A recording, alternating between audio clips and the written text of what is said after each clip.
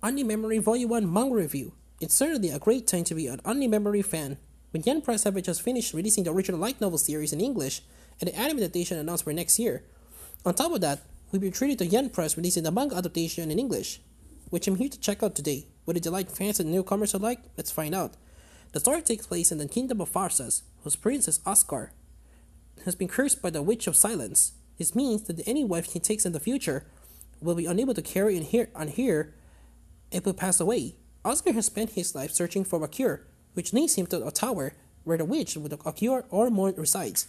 Should he make it to the top, Oscar will find himself with one of the 5 most powerful witches in the world, who will be sure to be able to help him break his curse. Of course, getting to the witch is no easy task. Oscar must first face various traps and challenges before he reaches the top. Luckily for him, he wields the royal sword, Acacia, which neutralizes magic and makes him trip a lot easier. But making it to the top, he meets the witch, who introduces herself as Tinasha and is not too pleased that someone has managed to get past all her challenges. Our protagonist tells Tinasha all about the curse, and she tells him it'd be difficult to break and he'd be better off searching for a woman with a powerful resistance to magic. This leads Oscar to the idea that all his problems will be solved should he marry Tinasha.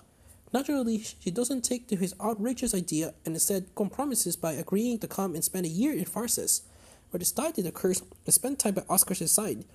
As a light novel, Unnamed Memory is a thoughtful, emotional read that has a lot of depth and spends his time on world building.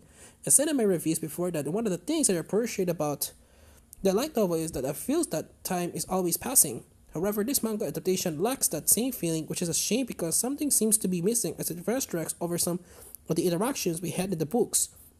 I think for newcomers, it could appear a model with John from Oscars looking to break the curse with the one day. Romance angle now, Tinasha staying in the castle and then a mystery storyline is introduced when the crime is committed during a festival. Safe to say, a lot of this happening, while it's obvious to me that these are the major story beats of volume 1 of the source material. It does feel how bizarrely throws together here. I'm hoping as the manga goes on, it will work in some breathing space to avoid this in the future. Having said all that, if you are already familiar with the Unnamed Memory, that there's plenty to enjoy here. Mangaka Naoki Kushimizu's art is detailed and attractive. It works well both for the slower slice of life scenes as well as those that are more action oriented.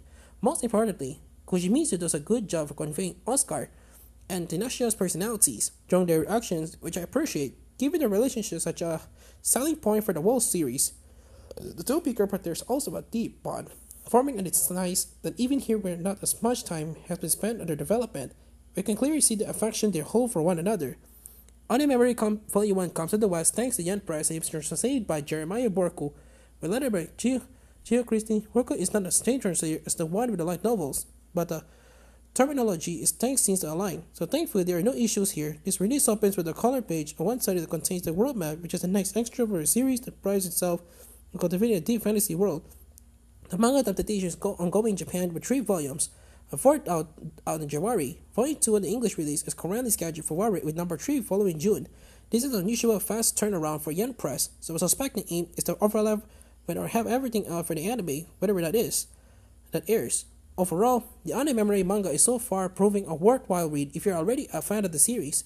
For newcomers, it's not a great way to experience the story, given it skips over some content and doesn't give off the same immersive vibes as the light novels, but I'm still hopeful Volume 2 may fix some of those issues. Want to keep an eye on at least 8 out of 10.